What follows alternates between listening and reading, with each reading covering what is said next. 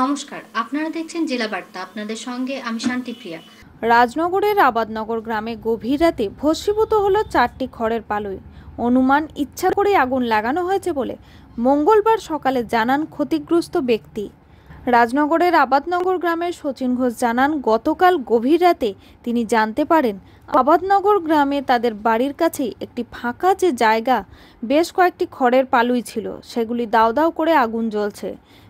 বিষয়টি জানাজানি হতেই প্রতিবেশীদের চেষ্টায় আশেপাশের পুকুর থেকে পাম্প লাগিয়ে আগুন নেভানো সম্ভব হয়।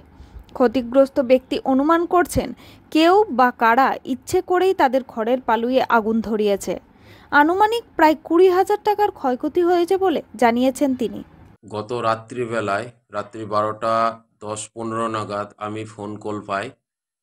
আমাদের খামারের মধ্যে যে খড়ের পালু ছিল, 4খানা পালু ছিল, 4টে পালুয়ে কেউ ইচ্ছাকৃতভাবে আগুন লাগিয়ে দিয়েছে। কারণ ওইখানে আগুন লেগে যাওয়ার মতন কোনো পজিশন বা কোনো স্কোপ নেই।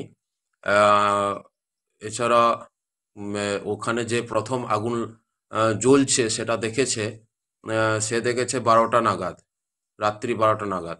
তার আগে আমরা যখন যাই ওখানে, তখন দেখলাম খড়ের পালুইগুলো সম্পূর্ণ অর্ধেকের বেশি পুড়ে গেছে। তার মানে আনুমানিক রাত্রি 10টা কি 10:30টার সময় আগুনটা লাগানো হয়েছে। তবে ওখানে আরো অনেক কিছু দেখে খুব সন্দেহ লাগছিল। প্রথমে ভেবেছিলাম যে অন্য কোনো কারণবশত আগুন লেগে গেছে। পরে যখন আমরা ওখানে যাই, গিয়ে দেখি যে সন্দেহবাচক অনেক কিছু দেখতে পাই। তার ভিত্তিতেই বললাম যে এটা কারোর ইচ্ছাকৃত লাগিয়ে দেওয়া। সব থেকে সমস্যা হলো আমাদের বাড়িতে কিছু গবাদি পশু আছে, তাদের খাবারটা নষ্ট হয়ে গেল। এটাই খুব কষ্টের। আজকে জেলা বার্তা এই পর্যন্তই। নমস্কার।